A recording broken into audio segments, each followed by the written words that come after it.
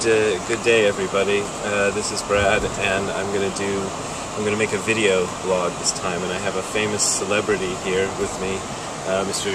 David Chadwick, author of Thank You and OK and Crooked Cucumber, and we are driving in David's friend's Lexus, which apparently will the windshield wipers will come on if it starts to rain. They just come on by themselves. The lights are automatic too.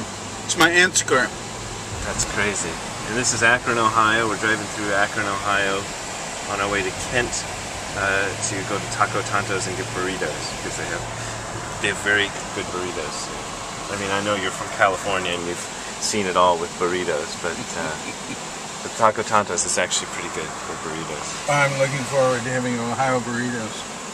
Yeah. Yeah. Well, see, I came here for a wedding, but when I searched Akron and found out you were here, that's when I decided to come. Yeah, I'll talk about anything. I have no standards whatsoever. Thank You and OK was one of my favorite books about Buddhism. And what can I ask you about that book? Well, I'll say one thing right now. You got the title right. Yeah? Most people cannot say that title. And really? When I named it because of this advertisement, right? Right. But then I did a little research and I found out those are the two most popular phrases in the world. Thank you and OK. And I thought, oh wow, you know, this is bound to really lock in. People cannot remember it, can't say it because we don't say them. And more people say to me, oh yeah, I like your book. I'm okay, you're okay, or what is it? You know, and when somebody says it correctly, like you did, I go, wow. Your book, Thank You and OK, is something, I forget the subtitle. Maybe you remember it. American Zen Failure in Japan. American Zen Failure in Japan. Right. So what? How do you define a Zen failure? Or what? You know, I mean, I'm sure people ask you that question. Right? There it is. Yeah. You know, I can tell you where the subtitle came from. I came up with the Thank You and OK because of that advertising matchbox. Yeah, right. You know, this big pyramidal type, or A-frame type match. It's and on I was the cover telling of the... my agent that, and he's the one that I just been sending letters to him, and he said, hey, we got a book here, you know. And then I said, all right, let's call it Thank You and OK. And then he said, well, we need a subtitle with the word Zen in it. And I said, and I just blurted out an American Zen Failure in Japan, and I fell on the floor laughing. And I really, I thought, and I liked it. Well, that's cool. Wasn't there that the quote in the book that was it Richard Baker said? Oh, I'll tell you about that. Yeah. I don't know if it was in the book, but it was on the back. Okay. And it's in the bio. It's in the author bio. It's a quote from Richard Baker, Baker Roshi. You're gonna get off at exit 7 Graham Road, Silver Lake. Okay. It's years of expensive Zen training gone to waste. That's it. That's the one I was thinking of. I love that quote. And he said that to me when I was his Jisha, 1973 at Green Gulch Farm. I was his, what he called me MJ, main Jisha, at all three places. And I'd go around with him. And I don't know, he was looking at me one morning and he just shook his head and went, years of expensive Zen training gone to waste. All right, so that's in my bio. Yeah. When Shambhala... Just go on here and go right. When Shambhala... You know, this was a Penguin book for 10 years. And Shambhala very kindly and put it back in print. And they were more interested really in Zen is right here, putting that back in print, which had been called To Shine One Corner of the World, with vignettes about Suzuki Roshi. But Sam Burkholz is an old friend, and he put Thank You and OK back in print, just because he said it should be in print. And I got $1 advance on that. All right. But when they did it, so bad. somebody they wouldn't let me make. I had a couple of changes I wanted to make. I couldn't change anything. Just photograph the book the way it was and put it out. But they took that sentence off the back of the book. They left it in the author bio on the inside. But I thought, wow, somebody there thought, oh no, we can't say that people won't buy this book if they hear that. The guy's a failure. Wow. You can't. Yeah. That was funny. All right, there's Taco. Well, Tonto's. I think. What was their producer's name? We're in Taco Tonto's now, and I'm going to ask you about how you came to write. What's it called? Okay, I can't think of it. Crooked Cucumber. How did that fall to you to do it, and what was it? What did it entail? Well, you know, Thank You and Okay. I had a bunch of stuff about Shunryu Suzuki and Suzuki Roshi in it that I started pulling out. I decided I wanted it to focus on Katagiri more. Dining Katagiri Roshi. Okay, right. And so I thought, well, I'll do something else that focuses on Suzuki later. And then after I was through with Thank You and Okay, I liked doing that. I'd spent 4 years on it, and actually while I was still working on it,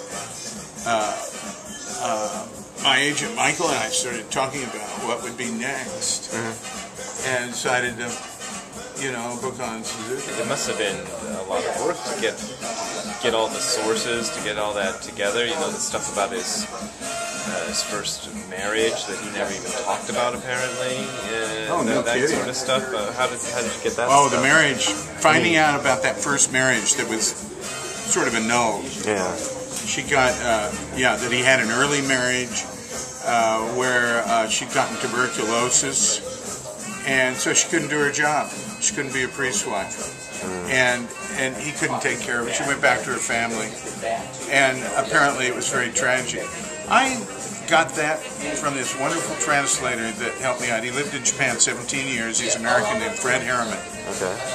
And he went to, I had done interviews in Japanese. My Japanese isn't great, but it's okay to ask questions. Yeah, probably not mine. Yeah, no, I think yours is better.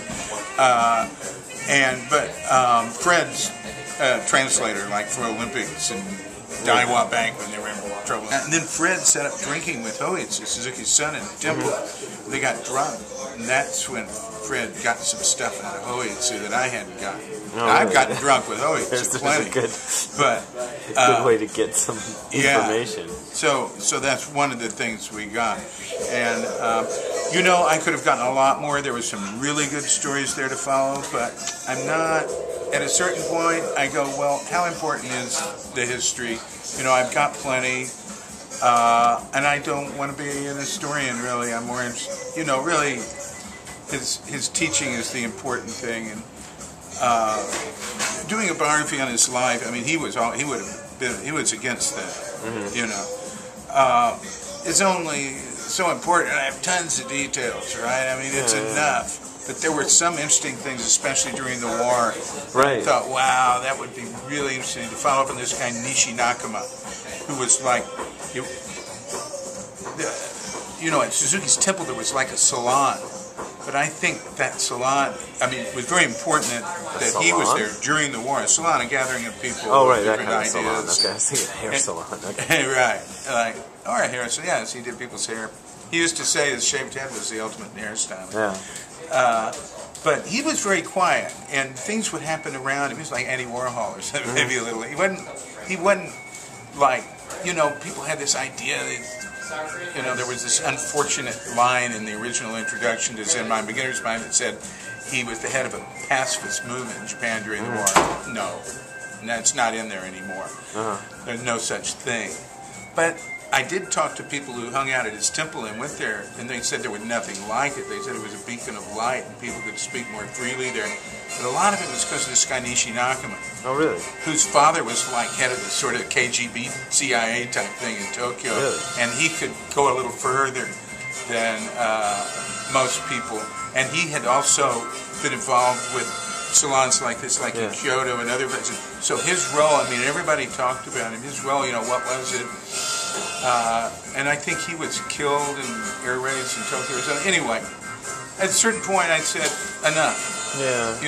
But you're talking about, when people were getting all upset about Edo Shimano Roshi's stuff. Yeah, well, Edo Edo's, it's outrageous. It's terrible. But anyway, so the amount of tension that the amount of attention that sexual activity that comes to be called scandals draws from people in the Buddhist world is just astounding. And I was having this talk with Tigan Dan Layton, who runs that Chicago group, about, I was reading about, stuff about Ado, and everybody has to bring up the thing about Dick Baker that, decades ago, first, and always exaggerating what happened. Making it look like he was sleeping with all the women in Zen Center, which is not at all true. Yeah.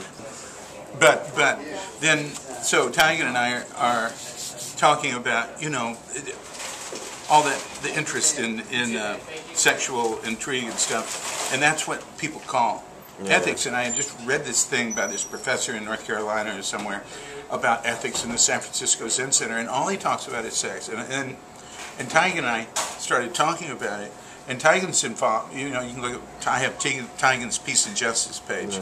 It's on Cook.com, right? Tigan said, he'll go to meetings where they talk about ethics, and nobody's talking about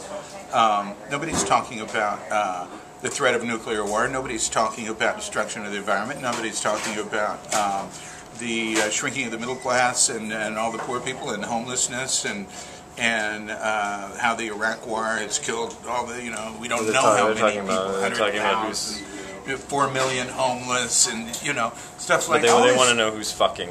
Yeah, they want to know. They want to know about these little sexual intrigue things. So what I did, I put this on Cube, like maybe in June or July. I just mentioned, just real quickly, Tigan and I was talking about this stuff, and I said, look at this video, and this is, to me, people are just. People have very strong sexual drive, and we don't realize how strong it is, right? And how prevalent. We talk about it as if it's possible for people to lead these pure lives without having sex, and that's what's pure. So I put up this video. It came from MTV or something, or the Comedy Channel, with this guy. He was talking about New York legalizing gay marriage, and now we're going to hear about what's natural. He said, you want to see what's natural? Let's look at the bonobo chimpanzees. And it was just like footage of fucking and sucking every orifice they could constantly. Yeah. All right, we're at Kent State University. This is, what did we determine this was called? The solar something sculpture? I'm not convinced it's called that. Because David I don't see how a bullet could have gone that through the bullet could have gone through this. But I don't know much about bullets. Very thick steel thing. Wow. Armor piercing. Armor piercing. Let's see if I can film you through the bullet hole. Apparently the bullet hole, it was May 4th, 1970, when 4 students were killed here in Kent State. This bullet hole was left. The National Guard opened fire on students down there. And is there anything you'd like to say in closing to the folks back home? Yeah, good luck. That'll work.